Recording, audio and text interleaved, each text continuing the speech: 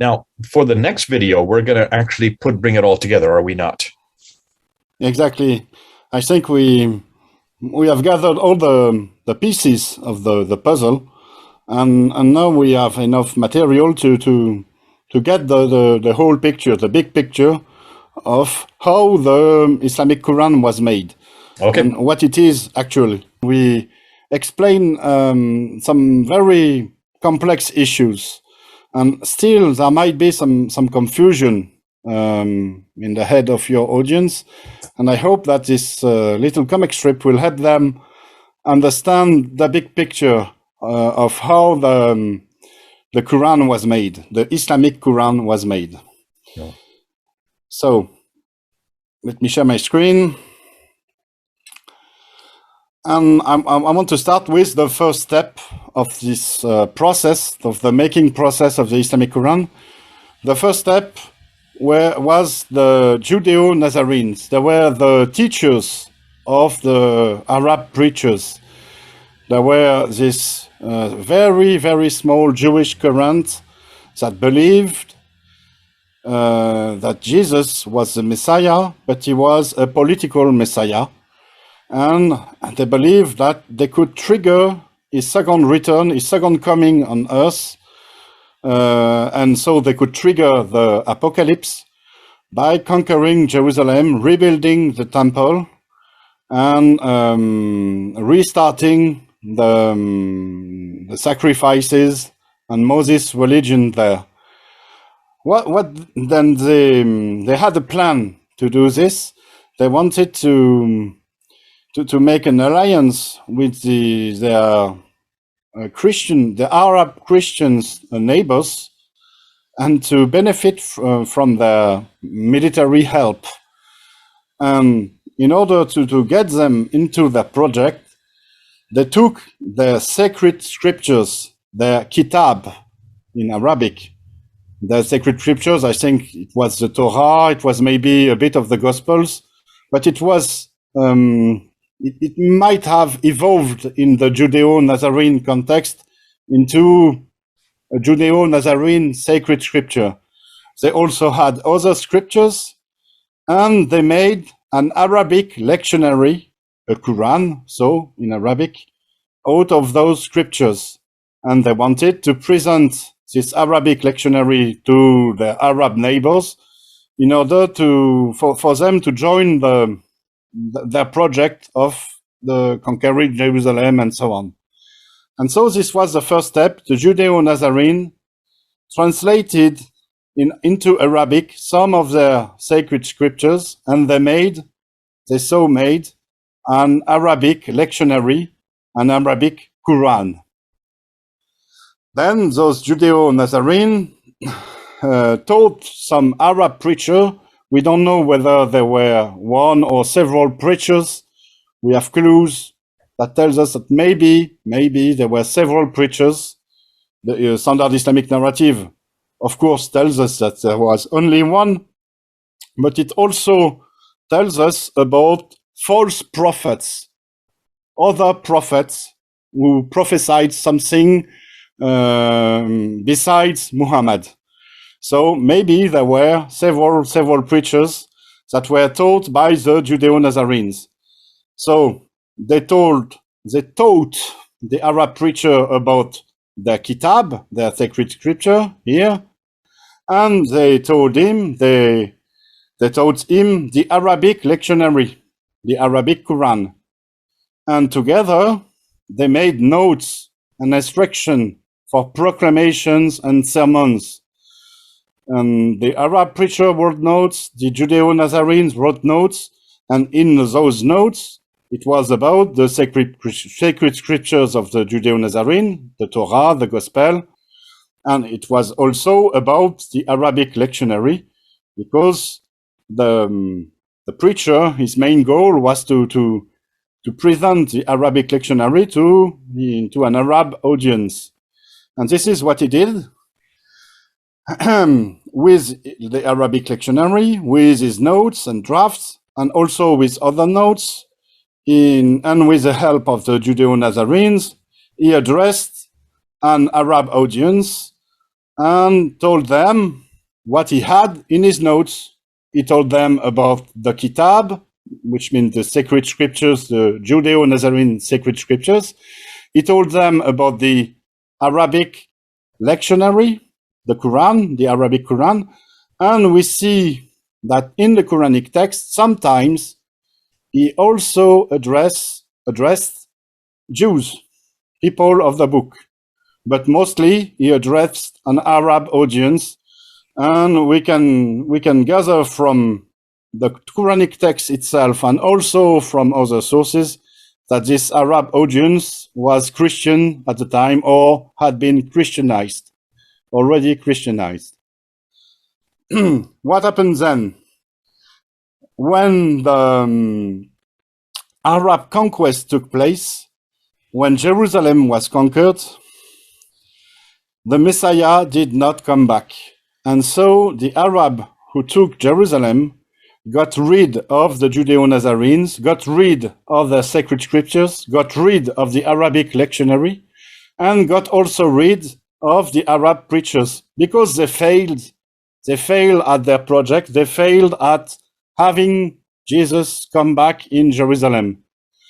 And so the Judeo-Nazarenes and their Aramaic texts and their Arabic text, which is the Arabic lectionary, were kind of eliminated around 640 up until the Umayyads. And what remained then? What remained was the Arabic notes and instructions for the proclamations, the former proclamation and the sermons. Those were the only Arabic texts that remained. And then someone, a caliph, or I don't know who exactly, someone had the idea to gather all those Arabic notes and instruction and to make a book out of it.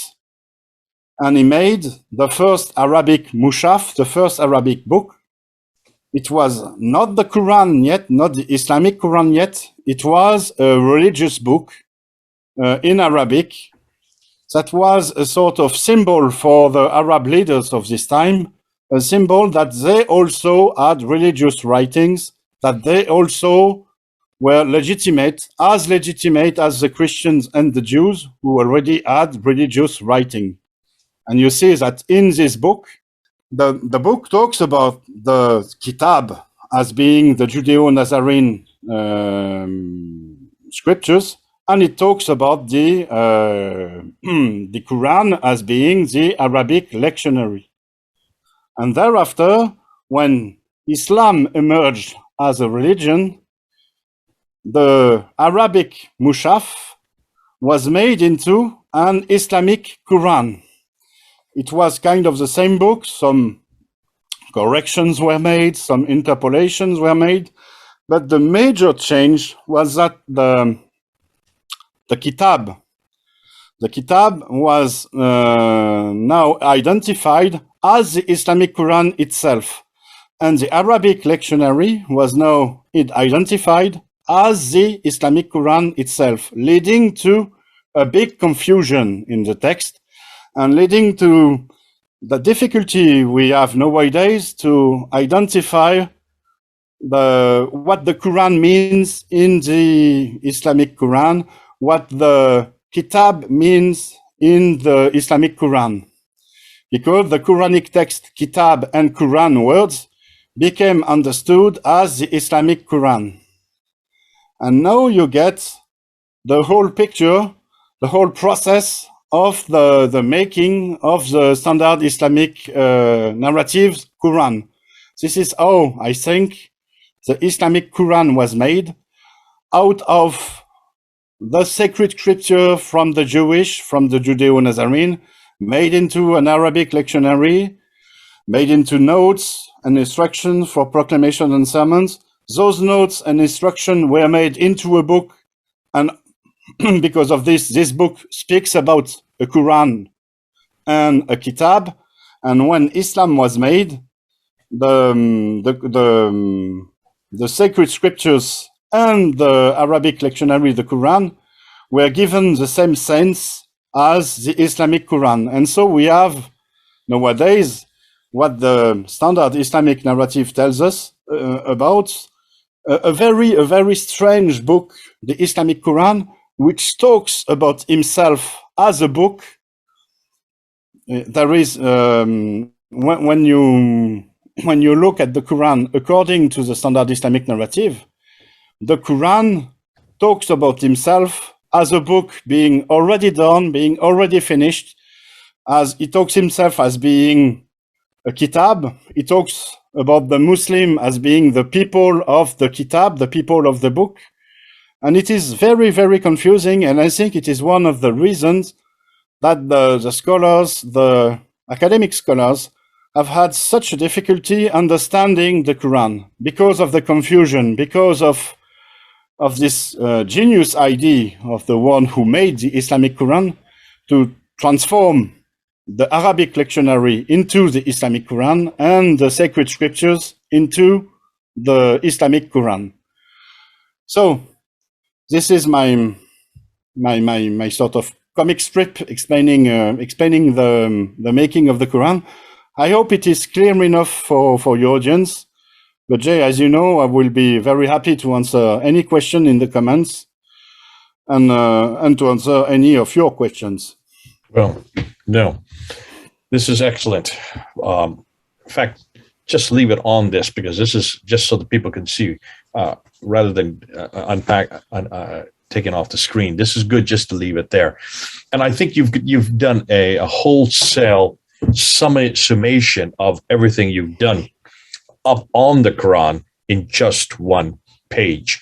So I would suggest that people take this that they're looking at right now, grab it off the screen, print it off, memorize the 6 steps. It's 6 steps that Odon has done here. It's like a meme. This is like a cheat sheet, a crib sheet. And Muslims also look at this. Can you then understand why so much of the confusion of all these phrases, all of these references, they're all in there. It's all there. The difficulty is we don't understand from in the 7th century the environment from which it is derived. You have helped us do that, Odon. Thanks so much for putting it into the 7th century and showing us, if you're going to understand what the Quran is really saying, for heaven's sakes, go back to the 7th century and see from where it is taking its material. This is nothing new. It's all lifted material. It's borrowed. It's plagiarized. In many respects, it's been bastardized, unfortunately, the final product. But the germ that is there can be understood once you read it for what it is. Stop imposing the standard Islamic narrative onto it. Stop taking sin and imposing onto it. Just read it as you have. You've done this in 6 steps here, showing us how the Judeo-Nazarenes, waiting for Jesus to return, didn't do so, had all the material there, were trained and bringing it down from Aramaic down into Arabic so the Arab speakers could understand it. And then also realizing that when Jesus didn't return, it was for naught. And so it was left just percolating until the Abbasids took a hold of it. And once the Abbasids took a hold of it, they needed not only a man, they needed a book, and they needed a place, the book, the man, and the place. And that's why the book then became almost sacrosanct, put up on a pedestal. And then all the other material surrounding not only who this man was, but also where it was to be read and how it was to be read. And then later on, in the later centuries, it then got lifted up to being almost sacrosanct and almost divine in and of itself. So fascinating. That's a great way to put it, so we can see it's visualized so that we can actually use it. Thanks so much, Odon. This has been a great help. Terrific as usual. Thanks so much, Odon. Mm-hmm. Great to have you again. Just another word, Jay. For those who want it, they can download it from my website. Okay, of course, they can take a screenshot of your video, but it will be available as a PDF file and as a picture on my website, thegreatsecretofislam.com. Good to have you back, Odon. Thanks so much for your work. God bless you and your continued work. Get us out this English book so we can understand it, and then so that we can use it. Until next time. This is Odon and Jay, 6,000 miles apart. Over and out.